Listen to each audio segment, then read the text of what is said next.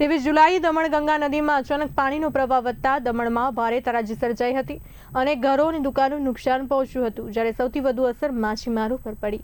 કિનારે બાંધેલી અનેક બોટો પાણીના જોરદાર પ્રવાહમાં અથડાઈને નષ્ટ થઈ ગઈ હતી।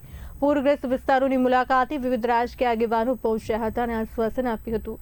આ દરમિયાન દમણ દેવ કોંગ્રેસ પ્રમુખ કેતન પટેલે ભારત સરકાર અને સ્થાનિક પ્રશાસન સમક્ષ પૂર પીડિતો માટે વિશેષ રાહત પેકેજ જાહેર કરવાની માંગ કરી છે, જેથી નુકસાનગ્રસ્ત પરિવારો અને માછીમારોને આર્થિક સહાય મળી શકે।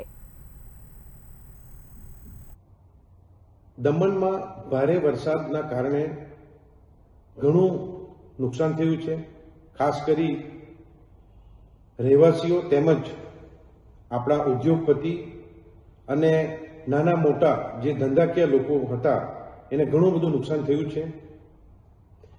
આ પરિસ્થિતિને ધ્યાનમાં રાખીને હું શાસન પ્રશાસનને ખાસ વિનંતી કરું, ભારત સરકારને ખાસ વિનંતી કરું કે આવી પરિસ્થિતિમાં રહેવાસીઓ તેમજ વેપારીઓને, અસરગ્રસ્ત રહેવાસીઓને એક ખાસ પેકેજ જાહેર કરે અને એમને કોઈ વળતર મળે એનું ખાસ ધ્યાન રાખવું જોઈએ। આજે ભારત સરકાર તેમજ શાસન પ્રશાસન પર સ્પેશિયલ ફંડ બી ઉપલબ્ધ છે, તો આવી સ્થિતિમાં ખાસ દમણ પ્રશાસનને સ્પેશિયલ પેકેજ ડિક્લેર કરવું જોઈએ।